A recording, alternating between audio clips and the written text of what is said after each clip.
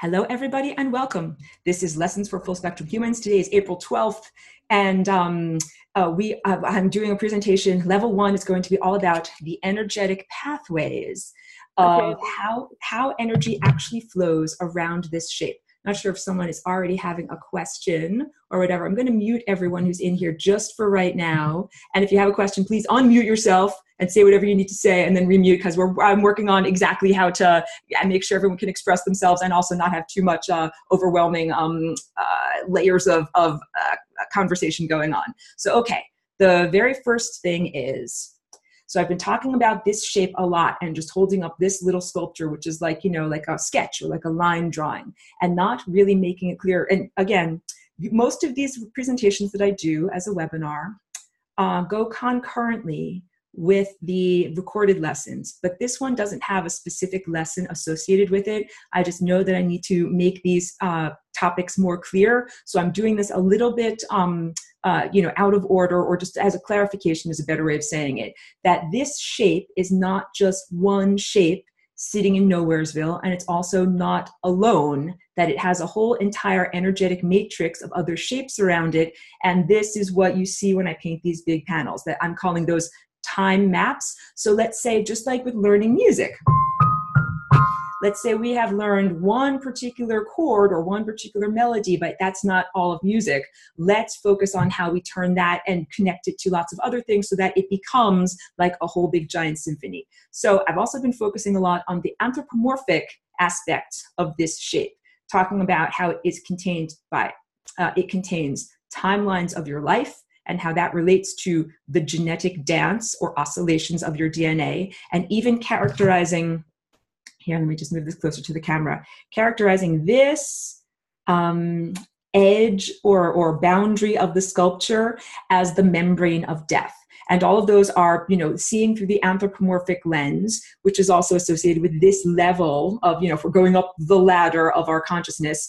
And I want to focus a little bit on the abstract seeing, on the abstract understanding of what this is. And then the abstraction can get applied to or be understood and distilled through the filter of anthropomorphic, like you're a person moving through time the way that a fish swims through water. So let me go to screen share, and I'll do the whiteboard. And we will draw some wonderful pictures, and let's make sure everything actually works. Okay, I hope that all of that is visible, and hope everybody can see it, just a big white screen. Maybe I can make, no, I can't do that. Okay, wait, nope, okay. Sorry, there we go, stick with me. Let me just do a little bit of making sure you can all see that. Okay, so now I want to change to purple, because we're going to start off with the 0th dimension. So usually I've been drawing, one dot and saying, hey, everybody, that is the 0th dimension. And 0, not because it's worth 0, it's worth nothing, but because it's worth everything. It's literally infinity. It is the most everythingness you can possibly have. And I spoke in the Building the 10 Dimensions presentation a couple of weeks ago about how that 0th dimension that contains everything, meaning all information, all energy, all consciousness, all possibilities, all probabilities, how it had to have the magical realization or idea at one point, like what would happen if some part of me that's usually over here could somehow be over here, could somehow be not with me. And that was the beginning of the creation of the 1st dimension, which is a line that connects these two things. Okay, let me go backwards. Okay. And I've also been showing you that yellow sculpture a lot, which is the idea. Let me change to a different color. Here, we'll use like green. The idea that we have these energetic pathways. That's not a perfect torus, but I'm working with this funky pencil here. It's totally not a perfect torus, but I've been drawing and showing you these energetic pathways that are shaped like these hourglasses or these multiple vortices, and showing it as if it is one thing that's not connected to other things. But now it's necessary for me to make it very clear that that thing is absolutely connected to, inherently, to many other things. Because the way that those, like these, I sometimes say, oh, it's as if God's giant finger has dimpled the fabric of space-time and consciousness in order to make these vortices. Well, that is exactly what has happened. God's giant finger is or are these energetic pathways. I had trouble finding the right word because I want to say that they're straight. So what we have in this basic format, okay, and to just as a brief aside, for people that are in this class for a long time, you already know that this bottom quadrant is what I'm always drawing as the time vortex, as this little example of what a life is, that you've got the beginning birth, here. You've got birth down here where I'm making a big heavy scribble, and that basically the timelines march upward in this direction, but that I'm doing all of that as a type of shorthand because what's actually happening is we've got spirals that spiral upward like this. But in order for me to make easy diagrams, I draw them as if they are lollipops on a stick, but that's just a simplification. But you know, many astute students and participants of this class have said, but wait a minute, Aurora, that's just this part of this shape. And what about the other parts of that shape? Because you've also got in every single one of these chakras or energy centers that are part of your own body and your own existence, these other shapes. And those are also you, and they might be you in a different time and place. So that's just the basics of understanding that. We have energy that goes in two different directions, or not to be too dualistic, I'm just, you know, like splitting it up into tasty bite-sized morsels that everybody can, you know, like happily digest. So one is the idea we've got straight lines. I'm making a big purple straight line over there. And the other one is that we've got perfect circles, and I'll just make arbitrarily green as the color of the day for circular energy. So we have two different types of energy, circular energy and linear energy. But the truth is that linear energy is actually a hula hoop on its side. Like now I'm drawing kind of an ellipse. So that hula hoop, if we were to look at it, if this is your eyeball over here and you're looking at the eye, you know, from in this direction, then you would see it on edge and it would look like a straight line. So that's the additional entanglement that I'm asking everybody to add to it, to add to this basic line drawing as you're understanding that we're actually, when you're looking at something on edge like this from the side, you're actually looking at a big giant arc. So that is what basically all of this energy is circular energy, and almost none of it is energy that moves in straight lines. And I need to drink some water here, but if you look at almost any of my paintings, they contain very few straight lines. And there's a reason for that, because all of these energetic patterns are based on circles and spheres. I gotta drink water. And these circles and spheres fit together, and then they can be simplified into straight lines, just in the same way, like, you know, in addition to multiplication and things like that, how you can reduce a number. So if you have this plus this, an up plus a down equals, sorry, it's a little hard to work with this pen, a line, a neutral. So that's how we can also understand that a circle can be understood or perceived as a straight line. All of that, what I just said to you, is like mental training, because I'm asking you to do the same type of wacky hijinks that we do when we, oops. When we look at, let me make that drawing better. When we look at a little example of perspective, and I say, oh, what I'm drawing over here is actually a picture of a road going into the distance. Like here's a little dotted line going to the distance, and here's a sun, you know, over the mountains way on the horizon. It's not the most perfect drawing, but I'm asking you to perform wacky hijinks of perception. I'm asking you to say, hey, that's not just some crazy Chinese looking hieroglyphic down there. That's actually a flat simplification of something that is a three-dimensional rendered place. So same thing with looking at these straight lines as if they are actually curved objects on their side. Where do the straight lines come from? One person is really wonderful. She was in my class years ago and is a person that I knew in Woodstock. And she asked me, because I would tell her about this vibrating purple dot that jumps up and down and becomes lasagna. She was like, Aurora, what makes the dot jump up and down? And that was crucial for me as a teacher, as a presenter. I had to understand, oh, that's something that seems so obvious to me, but I have to explicitly explain it. Well, so it's the singularity. What does the word singularity mean? Oh, and let me make sure my thing stays alight over here. Singularity, by its definition, is single. If we have more than one singularity, we don't have a singularity. We have a duality, or we have a multiplicity. But wait, I just drew four more dots. 4 more purple dots. We started off with 1 zeroth dimension, or singularity, and now I've got 5 singularities. Wait, Aurora, that's not allowed. And the answer is, this is totally allowed. This is totally the way that this works. These are all the same singularity. So I'll change to a different color so I can gesture better. This guy over here is exactly the same point as this guy over here. as this gal over here, as this one over here. They're all the same. They're all the same place. So you say, wait, Aurora, that doesn't make sense. How can they all be the same place if they're spread out like that? And the answer is to envision them almost like doorways. Like now I'm drawing kind of like a red doorway around each one of these. They're doorways or portals of consciousness. And that all of these doorways all go to the same place. I was supposed to converge on that line. You know, my drawing's not perfect, but the concept is getting across. They are all doorways that enter into the same room, and the room is the room of infinity. So now I'm just going to stop this for a moment, and I'm going to grab a little scarf. I hope you guys could all see everything that I was drawing effectively on there, because I couldn't see the chat when I was doing that. So just making sure that you can see my whiteboard effectively. And here is a representation of the fabric of space, time, and consciousness in a stylish rainbow scarf. And what if I'm taking God's big giant finger and I'm dimpling it this much, right? But because this is what, okay, going back to me.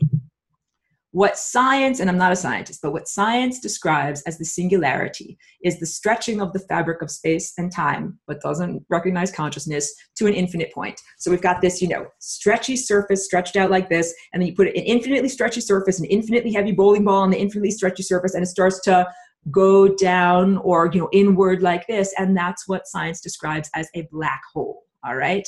That it is the infinite stretching of this fabric of reality to the point where the rules that science and physics of this time use to describe reality break down completely and they become irrelevant. So if we say that we have this fabric of space-time and we add in consciousness, because we're not being just scientists, we're also recognizing that there's this whole other layer of reality, and we start to put an infinitely heavy object on top of it, or a giant godlike pokey finger, it pokes through to the other side. But we can, so I'm like a magician, like, look, I've poked through to the other side. But we can do that many, many, many times. Like here, I'm going to do it again. Oh, look, I'm a magician poking through another time and making another one. And these guys, they fit together. Their pokey points fit together. Let's do another one. Oh, look, I'm poking through the fabric of space, time, and consciousness. I'm making a singularity. But that singularity, they all go to the same place. When you start to do this infinite stretching, it doesn't stretch to different places. It all stretches to the same convergence point. The same convergence point that I've been representing in this little yellow sculpture right here. And I'm always talking about that place. It is the source and it is the destination. So it's one of the most crucial understandings of all of this that I'm presenting to you, like this language of vibration, is understanding and defining what is the singularity, and then how using that, I'm looking for the right word, that refined understanding of how we define the singularity to gain additional degrees of freedom, to be able to do more stuff, okay? So we have one singularity, and let me bring up some pictures. That singularity is in each one of us in many different places. So now I got to figure out, do the screen share and make sure it goes to a picture and make sure it actually works. Wave your magic wands, everyone, and poof, make it work. Work. Work. Not working. Let me try again. Sometimes it takes a couple of tries. I don't know why. Techno gremlins. Let's try it again. Everybody wave your magic wands and poof, make it happen. Do it. Do it. I've got pictures over here. Come up. Pictures worked. Thank you for waving your magic wands, everyone. Okay. So now, this is a wonderful glass piece that I made in 2005 that died a horrible death, and it's very, very sad, so let's not even talk about it. The reason why I bring it up is to show that at each one of these little convergence points, oh, and Dog Boss wants to come up too. Come on up, girl. Jump up here, and then jump over here. There we go. Oh, this is the Dog Boss right here. And she wants to lick my lip gloss off. Each one of these convergence points in the center of each one of these layers in this particular painting, which is very accurate. That's why I bring this old piece up. Like, it's one of the first explorations that I did of what it looks like to have all of these energy centers unnested. They're usually like those Russian or Ukrainian dolls that nest together, but in this case, they are unnested, like we have deconstructed it. So we have each one of these little central convergence points here is the singularity. And ordinarily, they all overlap together in the same exact spot. But in this case, I love you too, Boobsy. In this case, I have it all spread out so that we can see it better. Kind of like if you take a giant scroll, like a giant papyrus scroll, and you unroll the whole entire thing so that you can see it effectively. Here, we'll do a stop share. Make sure it's working. Go back to my face. It's taking a minute. Go back to my face. There we go. Back to my face. Yes. And here, look, everyone. Cheeky needs to be on camera. She's like, "Hi, I need to say hello to the world. Thank you very much. We got to say hi. Good. Okay. Those little places that I circled on that drawing over there. I'll move this aside too, so you can see my face better. Each one of those singularities is that same convergence point. It's not like you have 7 different singularities. And so now let's go through this whole list. So these energy centers or chakras on your body, chakra just means spinning wheel of energy, that each one of those has at its center convergence point a singularity or a doorway to infinity. Every single one of the cells of your body. I think I should switch over to the whiteboard so I could draw this out better. Thank you for bearing with me. Technology is awesome. Okay. Oh, good. We're back to this. Here is a cell of your body. That's the outer membrane. Here's your nuclear membrane. Inside of your nuclei of every single one of the physical cells of your body, you have a singularity. You have a doorway to infinity. And hey, everybody, you are all super awesome participants and students of this class.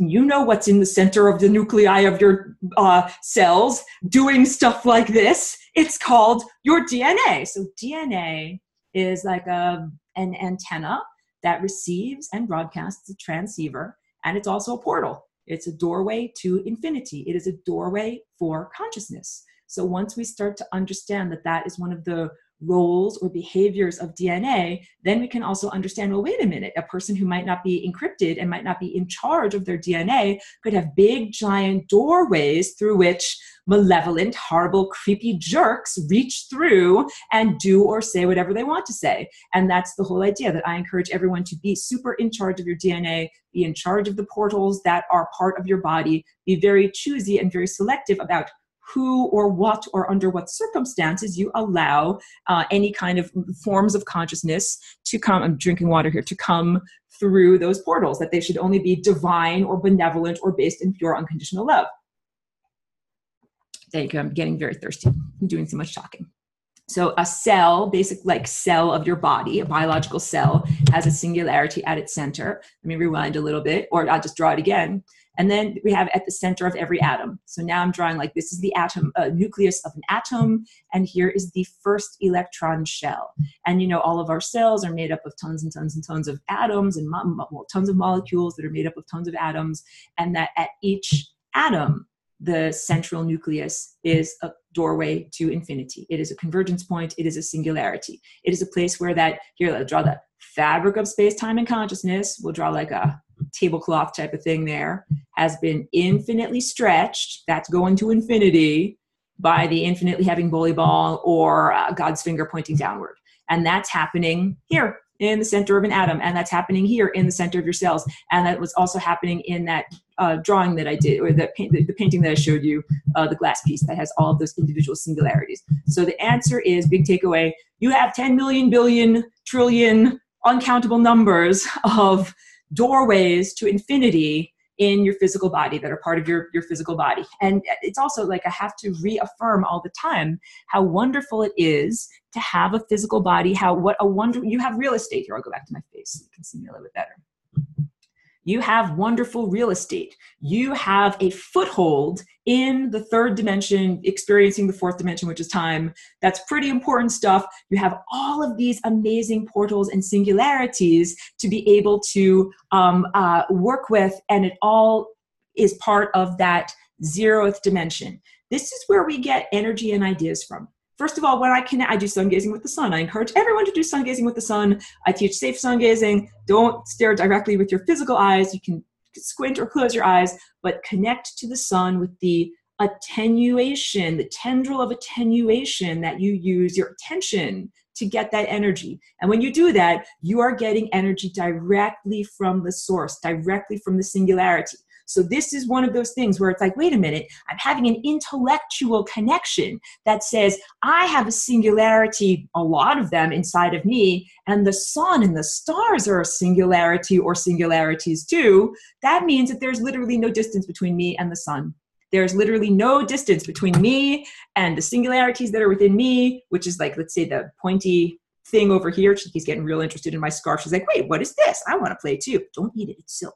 That all of these pointy points that we're making with the fabric of space, time, and consciousness all go to the same place. So this is the singularity that's in the sun. And this is the singularity, or one of them that's in me in a cellular structure. They're actually exactly in the same place. They're not far away at all. The sun is not 93 million miles away, and it takes zero amount of time for energy from the sun to reach you and me. It doesn't take 8 minutes at all. It can happen instantaneously. This is what I'm talking about, where once we begin to tread new ground, like break new ground in terms of the way that we think and perceive the structure of physical matter and non-physical matter around us, the more we get degrees of freedom, additional expanded degrees of freedom. So that's like understanding you don't have to hop in a clank metal spaceship and fly across millions of miles to go to the sun. You fold the fabric of space, time, and consciousness until those little pointy places both fit together, and then there is zero distance to travel. And that is the same zero distance in order, let's say my cells of my body, my dancing DNA wants to connect with your dancing DNA. I can do that no matter where you live. And I'm so impressed. Like, we have so many people in this class from all sorts of diverse places. And thank you to everyone who tunes in. I mean, even if it's the middle of the night or they watches the archives later. But the point is, our DNA is not spread apart like all of my fingertips in various faraway places. Our DNA can be focused together in one convergence point where we're having what I like to call the cosmic dance party, and we're all doing the flying rainbow lasagna together. So I'm doing level 1 right now. When I get into level 2, I'll do a bit more on the lasagna, the shape, and non-duality, and how we're understanding all of that. But this is basic, the basic understanding also of how DNA is non-local. That means it's not just like, oh, I'm affecting the nearest creatures to me with my DNA dance. Cheeky who's sitting on my lap, and, houseplant that's on my chair over there, and palm tree outside. I'm going to sneeze. Sorry. Oh, so sorry. Please excuse me. That I'm connected to all of those beings that are right here with me, but I'm also connected through DNA to beings that are far away.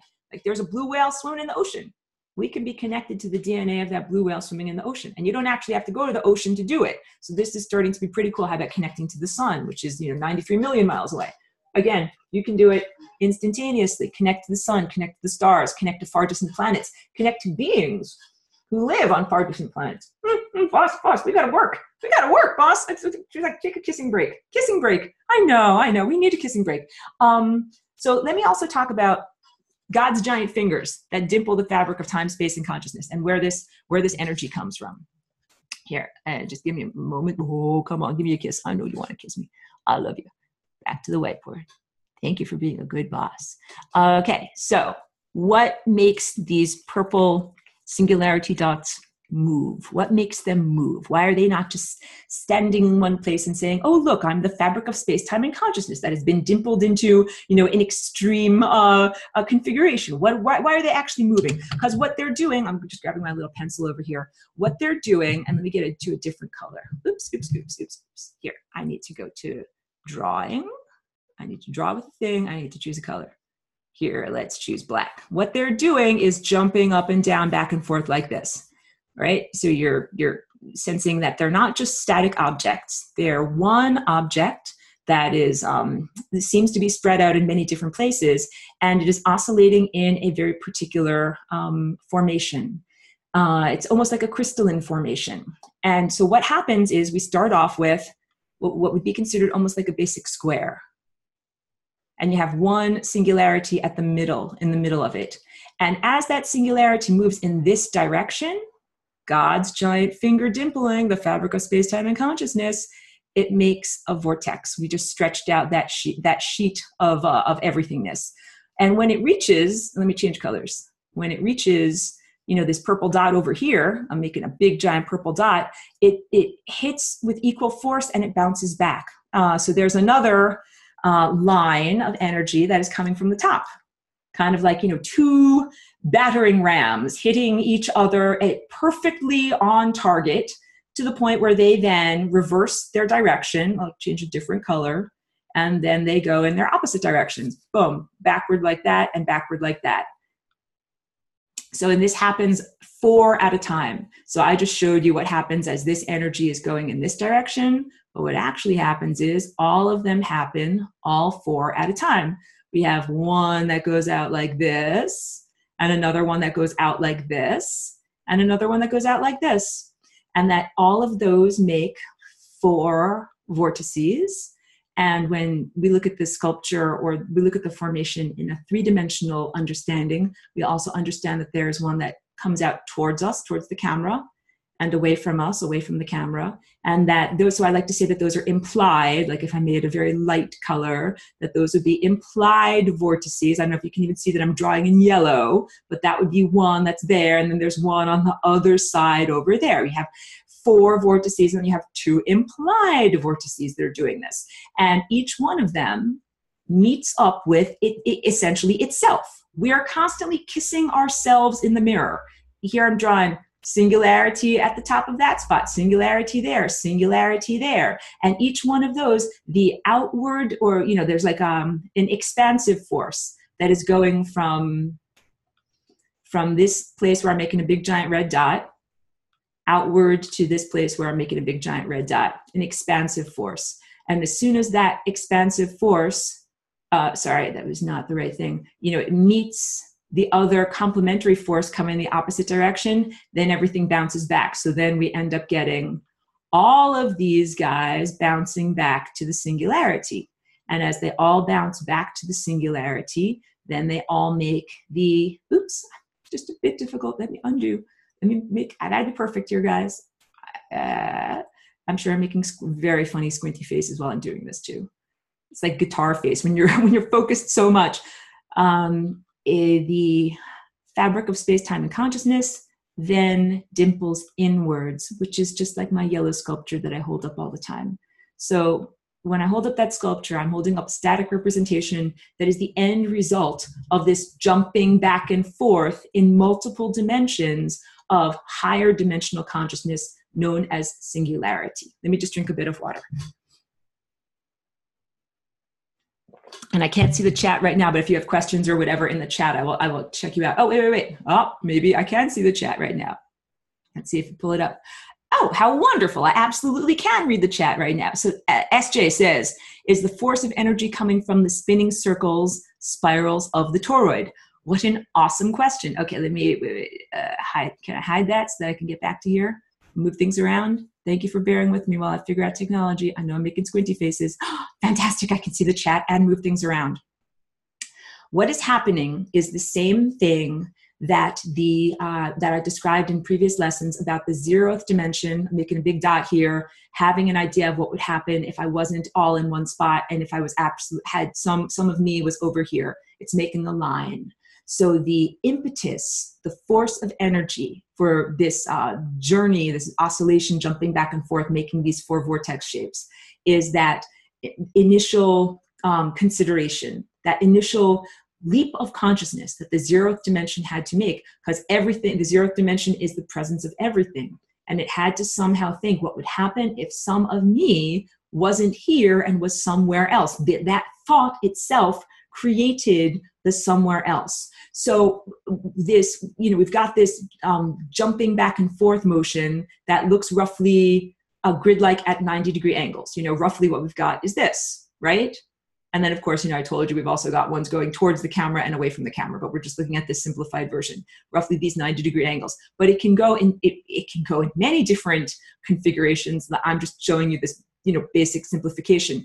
And what ends up happening, so we have these circular patterns over here are developed as the vortices, just like the wake of an ocean-going vessel or one of those jet planes flying through the atmosphere.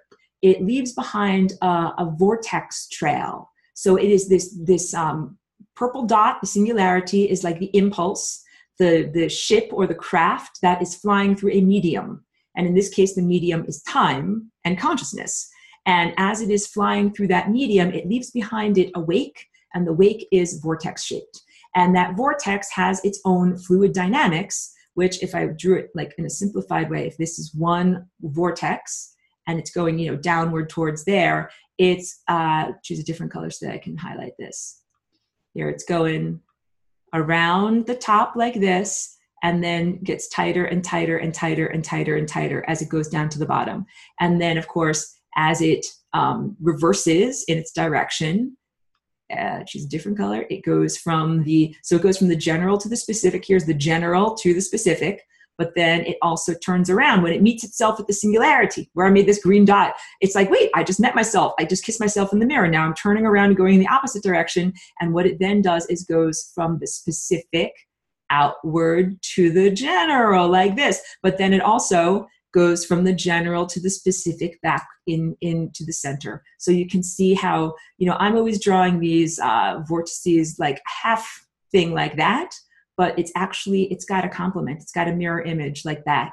And this is the hugely important thing. I've been speaking a lot about the anthropomorphic journey through time that basically says we start here at the black line that I just highlighted. That would be considered birth.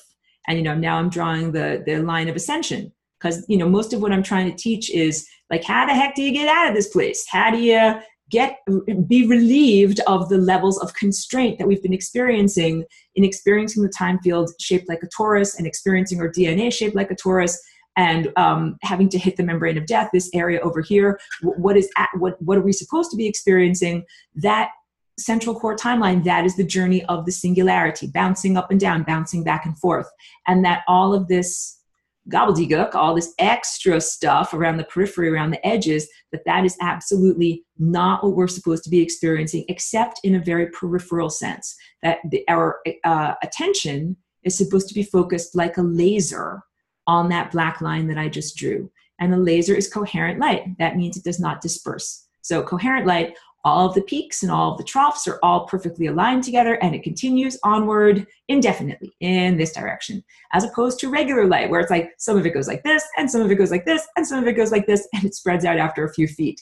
So the whole idea is, if we are coherent light in our light bodies, we are like a laser like this over here, perfectly focused on these pathways that are created by, you know, I'm jokingly referring to it as the giant divine fingers that dimple or stretch the fabric of space, time, and consciousness. So I hope that I answered the question. And if not, then please, the chat is visible to me. Ask for more clarification. I want to talk a little bit also about the membrane of death, where I'm drawing this rather imperfect arc right there, highlighting it in black. So many times in this class, I say, hey, that's the membrane of death.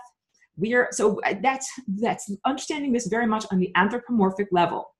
When I say death, it's like everyone has their own sense. I got to drink some water. Their own sense of what does that mean in terms of, grabbing this, sorry to be so loud, in terms of personal experience. How do we understand the membrane of death in terms of personal anthropomorphic experience? Cheeky's very interested. She's like, oh, you got something for me? It's just water. I'll share it with you if you want it. Here, you want water? Do it. Have some water. It's good. She drinks shungite water too. It's very good for her. She's drinking some shungite water. Wonderful. Okay, good. We give Cheeky little bits of powdered shungite and coconut oil too, and she loves it. Okay.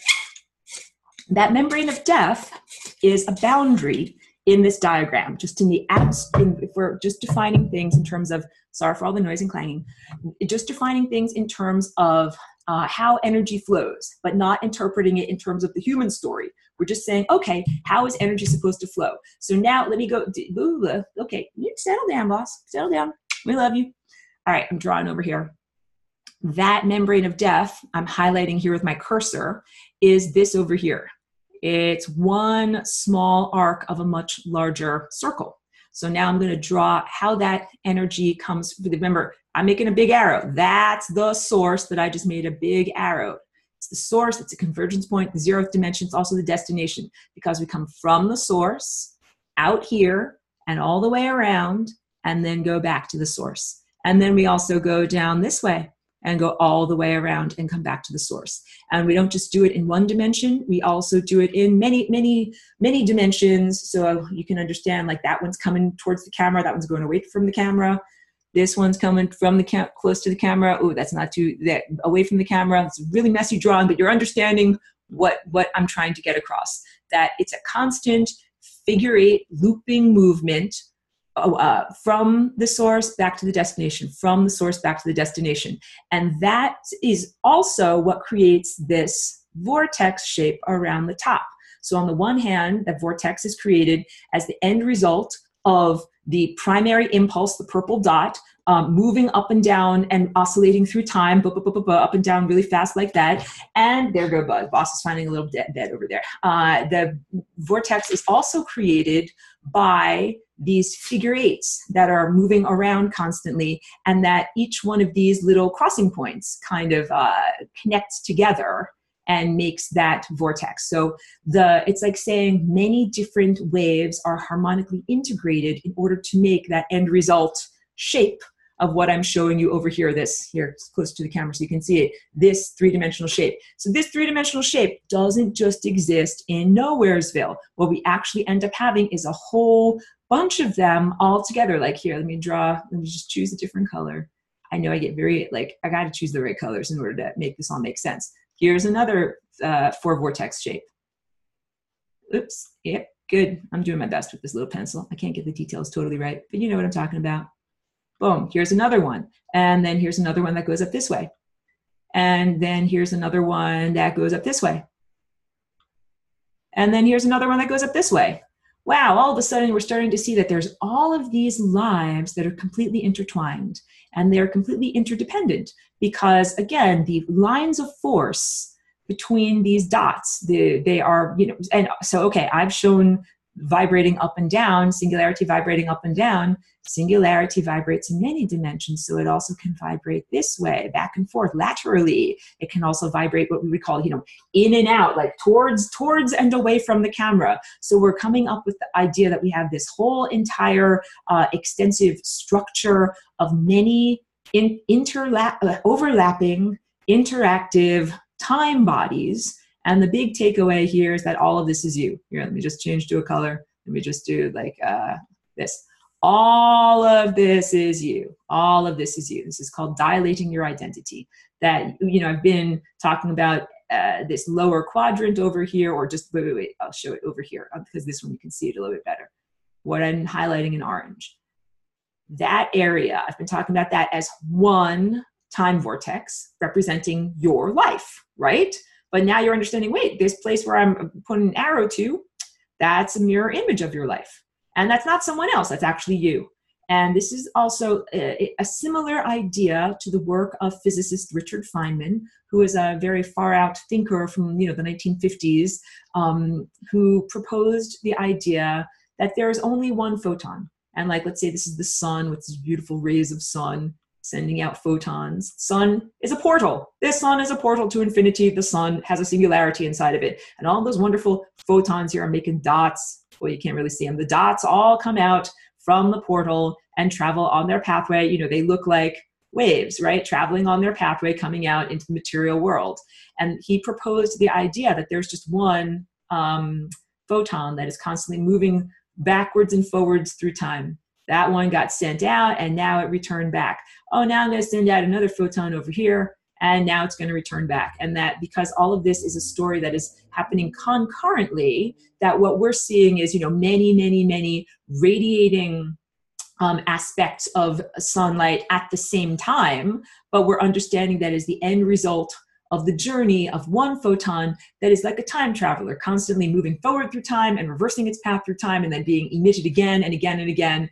And that's very close to my understanding. The idea that each one of us is like a particle of consciousness that is being emitted from the source of consciousness and coming forward into time. So we're, assembling down here where I say, at birth, where we're being emitted from the source and we come down here and we assemble at birth. And then we're moving in a pathway back to the source. But then we got this pathway over here too. And we got this pathway over here too. All of these loops. And these are all loops that are like embroidery on the surface of time. It's time tapestry, and it's a living embroidery because each one of these loops is an alive consciousness. It's the journey of a real person. So in this presentation, we're kind of skating between, it sounds like someone might have a question too. We're kind of skating between this idea of abstraction and anthropomorphic understanding. Let me come over here. What is going on? Anybody have any questions?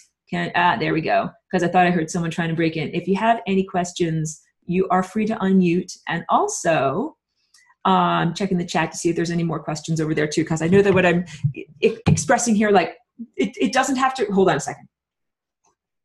It doesn't have to all make sense at once.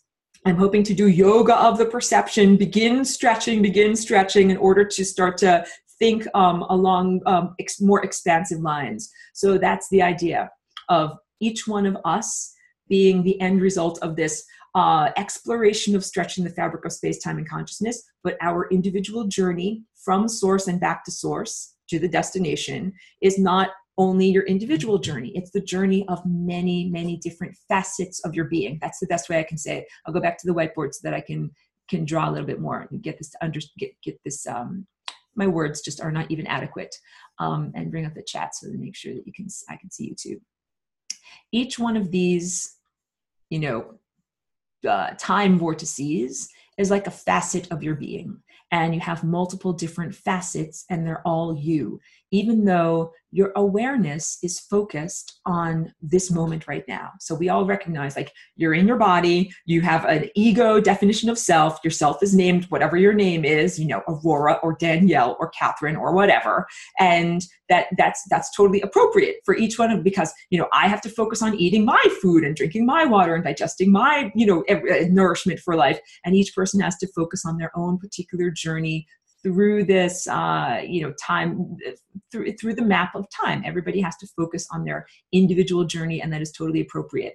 And it is also appropriate, just like we did, the interpretation of a two-dimensional into a three-dimensional little mural, little scene over there, where we're understanding that there's a connection between these two aspects of singularity. There's a connection between those two aspects of self.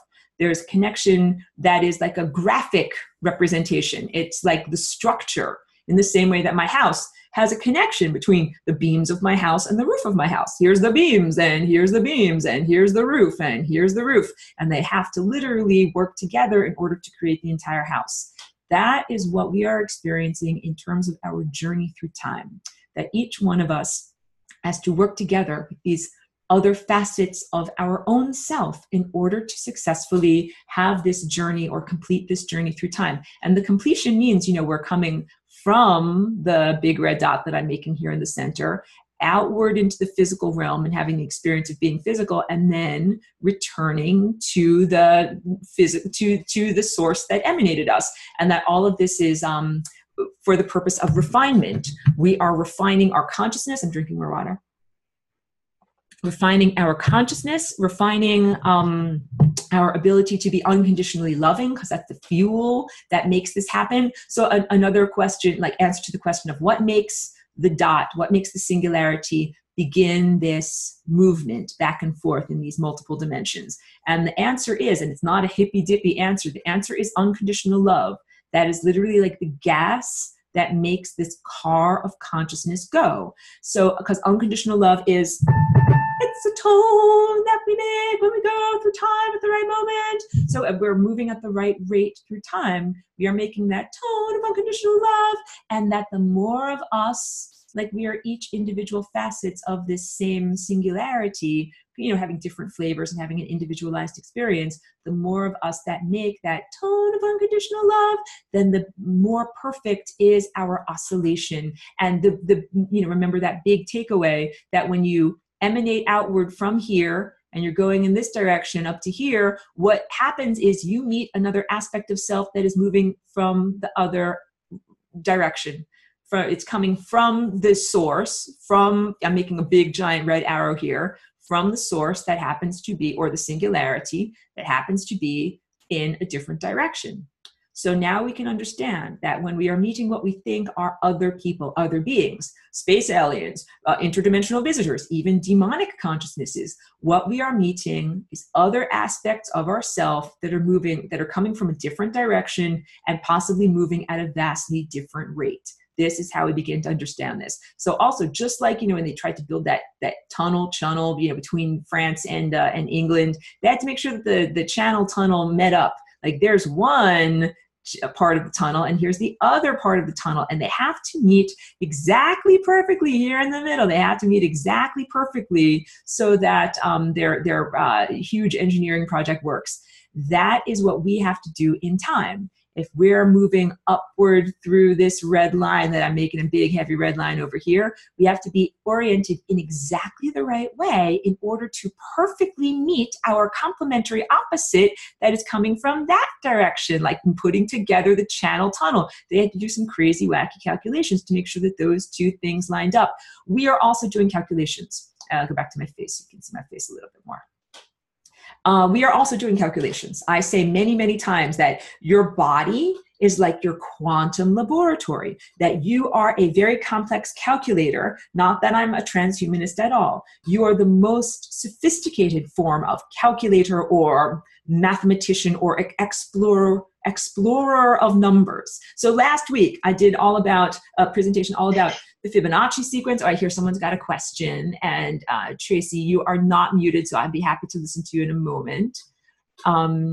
Yes, Chris has an excellent point there. He says, it looks like it ties in with quantum entanglement. That is exactly right, because what's happening when you have, if this is the sun here, and the sun is a portal for consciousness, and it is emanating photons, and the photons are going out, you also have a twin that stays home. One of the twins stays home with the sun at the 0th dimension, at the singularity. One of the twins goes out into the world and does stuff, but those two twins are still connected. They are quantum entangled. And so that is part of how the sun and the stellar network knows what's going on out here in the stuff that's not here, because it can feel it, because these two aspects of self are still connected. Or another way of saying, the twin that's here and the twin that's here, they're not far apart at all. They're still connected, even though it looks like, you know, we're folding the fabric of space-time and consciousness. It looks like one is here and one is here, but what's actually happening is that they're both in the same place. So this is absolutely like what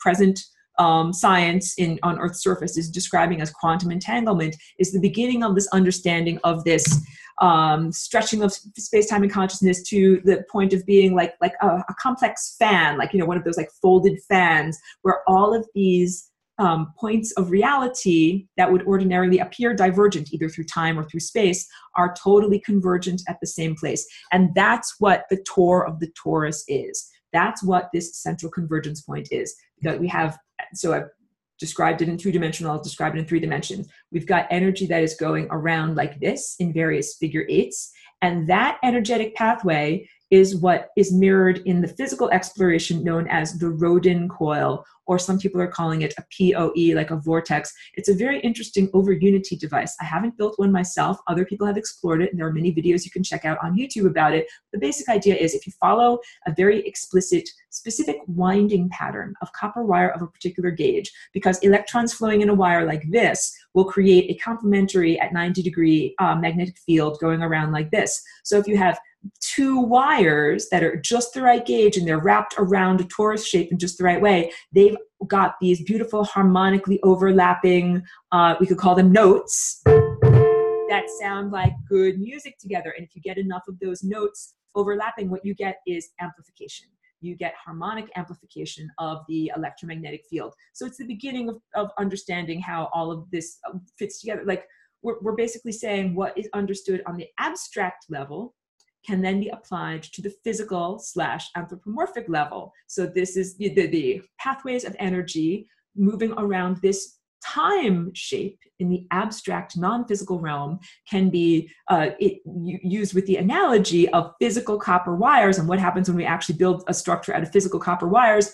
All sorts of fun and interesting anomalies of electromagnetism become evident, including you can levitate a little neodymium ball in this area, the Tor of the torus, and it levitate. You have to actually wear safety glasses and be careful because it starts to spin around very, very fast. It can eject, and also that field is maintained even when the electrical input is turned off. Turn off the switch, turn on the switch, magnetic field here, levitation of little tiny ball, turn off the switch, magnetic field stays and little ball keeps on spinning around. So there are all these interesting anomalies. And a lot of people are saying, how can we harness these anomalies so that, I'm pointing to my electric light over here, I can make electrons flow in a wire cheaper. Like I can get 3 cents off my electric bill. Won't that be cool? Like that can be kind of cool. But you know what's even more cool is understanding the structure of time, space, and consciousness so that each one of us can be more free. So that you can be a wonderful musician of the non-physical world, creating and intertwining the events of your physical body in terms of health, of basically it being, like I've said, the auteur or the artistic visionary creator of your own physical existence, which I think is much, much more fun and interesting than just getting 3 cents off your energy bill. So this is like, it's a worthy exploration to check out Rodin Coils, which is also based on the work of Marco Rodin, whom I have spoken about before in the concept of vortex-based math, the idea that math and numbers can also be represented as a series of vectors and forces that are basically flowing in this figure eight, and that also relates to our DNA and flowing in a figure eight around our DNA. But energy doesn't just flow in this circular pattern around this. Rather, energy in this sculpture also flows up this central, what I call it the central core timeline, but it bounces up and down. So we have it bouncing up and down in all of these different directions, bouncing up and down, bouncing up and down.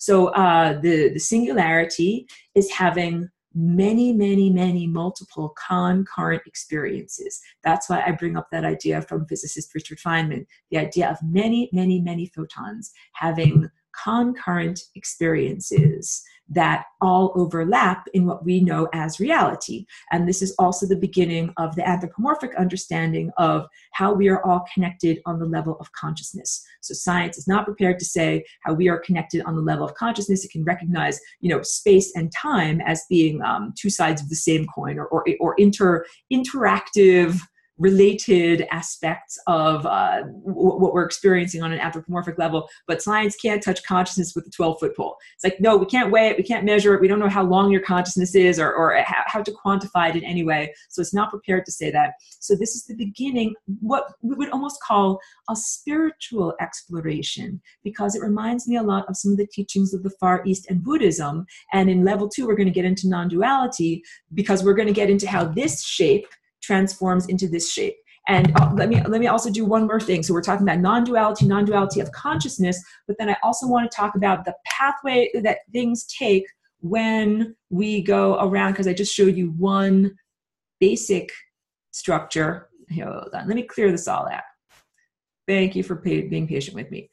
I just showed you one that is like this, right? Like that's, oh God, draw a better circle, please. That's a cross-section of one torus. Boom, here's torus down here, boom, like this, and here's the basics. And I just drew, oh God, that's so, because I'm being super messy because I'm trying to go fast.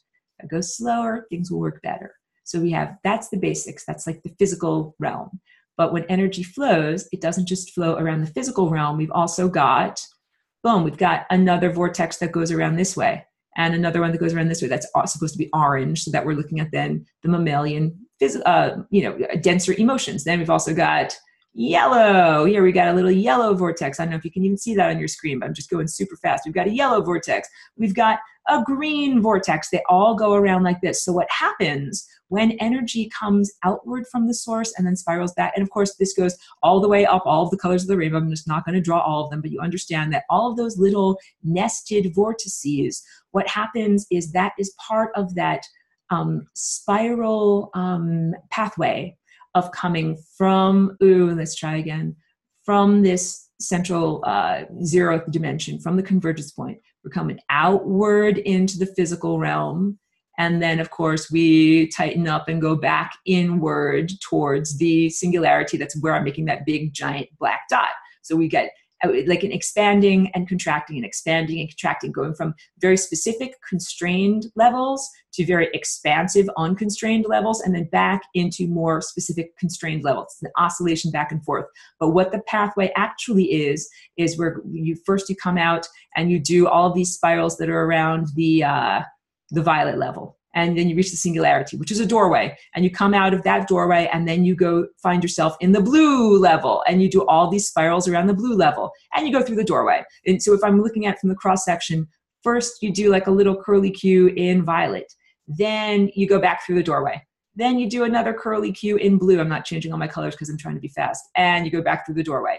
Then you do another curly Q in light blue. Then you do another curly Q in green. Then you do another one in yellow. Then you do another one in orange. Then you finally do another one in red. There is a question in the chat. I'm almost at the end of this recording too. Oh, thank you. SJ is saying unconditional love is the best answer ever for what makes that singularity jump back and forth.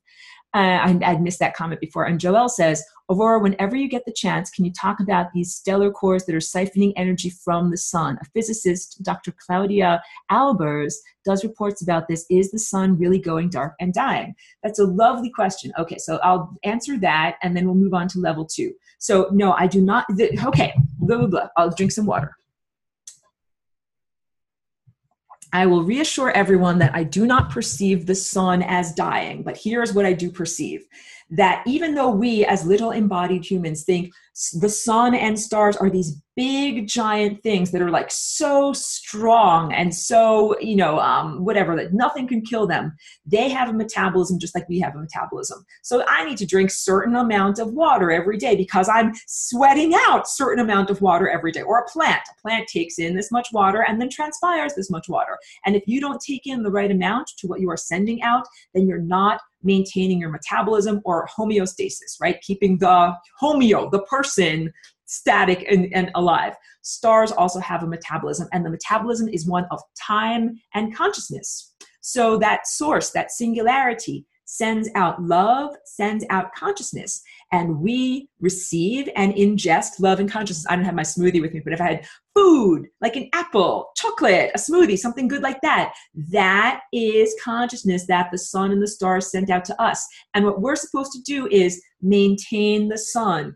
Just like when you have a parent that has children, it's not a unidirectional relationship where only the parent or the mother feeds and nourishes the children. The children also reflect back nourishment and love to the parents. And in the physical body, this is evident in the analogy of babies' stem cells that actually can circulate what the mother is pregnant throughout the mother's body, healing and repairing and reducing inflammation so that the mother can successfully achieve the pregnancy and the baby can be born.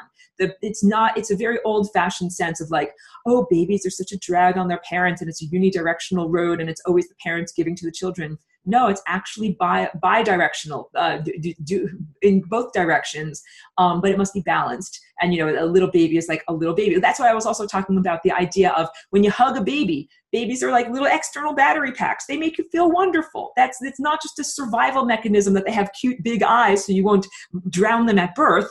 It's also because they're literally connected to this beautiful divine source or zeroth dimension that when humans have developed their structured ego, they get a bit cut off from that. So that's the whole point. With the sun, we are like the sun's children. And it's not meant to be a unidirectional highway where the sun is constantly shining on us and I'm like, oh, that feels so good on my face. And then I don't send anything back to the sun. That's not what's supposed to happen. So if I have an apple here that the sun sent out that apple in the thought form to a tree and then the tree gave it to me and I'm eating that apple, I am supposed to broadcast my consciousness experience of eating that apple back to the sun. So the sun is like, oh, that's a nice art project. That's a nice collaboration of musicians. I made this thing and then you ate this thing and you told me what it felt like and what how it nourished you for you to eat that thing. And then I can even change the next thing that I send out. Like maybe now you need a banana. Maybe now you need a papaya. I can send out something new and different that will nourish you in a new way. So the answer is we are all supposed to be helping to support the consciousness and metabolism of the sun and the stellar network. So stars have a lifespan. They have a finite lifespan. They don't last forever, even though if we say our universe is roughly 13 billion years old and will last roughly 13 more billion years, there are some stars that have such a long lifespan that they have been born or coalesced at the beginning of our universe and they have not yet died. So their lifespan might be 28 billion years. None of them have died yet, which to us is almost inconceivable, but they're not eternal, immortal, unkillable. They are fragile in the same way that we are fragile. They need to have water coming in and water going out, but it's not water, it's time. stars are portals, and they have a flow of consciousness that comes into them and out of them. So now let's get down to, because I'm still answering your question, I know I'm just being like very long-winded about it, this idea that there's a space race, space technology using space race that is created in what's called a Dyson sphere, or a series of solar collectors that almost completely surrounds the emanations of a star in order to collect a lot of solar panels, to collect a lot of energy. And this has been postulated to be in existence because Earth scientists are able to perceive through a giant telescope the occasional dimming of a particular star that they can't explain in another way. So they say, maybe it's a bunch of solar panels in the form of a Dyson sphere around that planet, around that star rather, in order to draw off that energy. And I would say if a star were treated in that way, that would be not causing good health for the star, because that's supposed to be energy that is supposed to emanate outward and be reflected back as consciousness. So the sun makes all these wonderful planets, or stars make all these wonderful planets with all these wonderful organisms on it, and then gives off lots and lots of light and energy, and we're supposed to bounce that energy back. It's not supposed to be just in one direction. So yes, it could definitely be devastatingly draining to a particular star if it were completely encapsulated in some kind of technological giant array that took all of its photons and aspects of consciousness without ever sending anything back. That's literally not sustainable, because what is supposed to happen is a balance, a metabolism that is made of balance, and that's what the tone of love is. Tone of love is an equal sending out and receiving. And that's what we are supposed to be doing with, not only with each other, but in terms of consciousness with the sun and the stars, that they send us consciousness, we circulate consciousness through our body, and we send consciousness back to them. And it's this beautiful dynamic partnership that is what keeps the living time field alive. And I've also described this. So today I spoke about how we have these multiple arrays of these that are jumping back and forth, and that's what helps keep the time field alive. It's the same concept, that we as embodied aspects of tiny fragments or fractal elements of the star consciousness we're supposed to do our jobs. And that the genetic degradation on this planet that has degraded the behavior of our DNA and degraded our connection to the sun and the stars has made it difficult for us to continue to do our job. So what ends up happening is, instead of sending out the feeling of eating an apple in real time, like, this tastes good, this tastes good, we store it up in our hard drive. Here, wait, I'll get a little, hold on a second. Get a little thing over here. Oh my goodness, you're looking down my dress. Don't look down my dress, I'm sorry. A hard drive. This is like, the accumulation of every apple I've ever eaten in my life, and all of my experiences and everything else that I've ever done that I didn't get a chance to tell the sun in a live stream. I recorded it all on my hard drive, and then when you hit the membrane of death, it's like, here you go, sun and stars. Here's all the stuff that I've been doing for the past, 52 years of my life, the past 500 years of my life, however long you lived.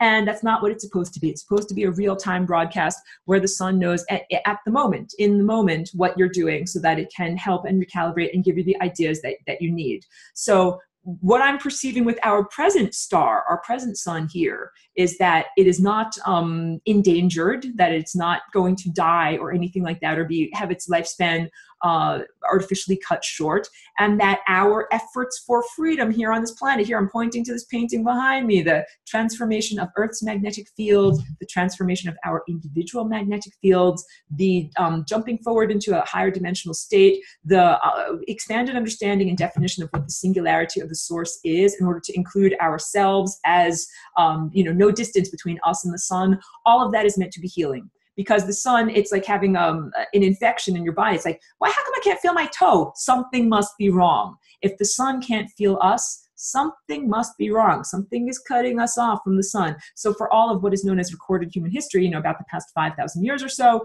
we cut off from the sun, but that's a very small amount of time in terms of the sun's lifespan. So the sun is like, why is my toe numb? How come I can't feel this? Now I need to fix and heal things. So this is also part of my mission, being here. I'm an emanation from the sun and the stellar network, and I'm coming here with ideas and with the embodiment. I'm showing you how to do the dance with my actual body, solutions for our own personal freedom and healing the entire time field. I have to just finish up this one more question, then finish up level 1, then go on to level 2. So Symbiote, awesome, says, I saw a picture with a tesseract looking structure in front of the sun. Does our singularity even reach the sun unhindered? The answer is yes. Of course, our singularity reaches the sun unhindered. Let's say someone puts a big giant lens in front of the sun. Ha ha ha. A lot of people think someone put a big giant lens in front of the sun or sprayed a bunch of chemtrails into the air. Like, this is what's really going on here. It's not a very pretty picture. We're like under a great deal of duress. It's a very, very difficult time to be here.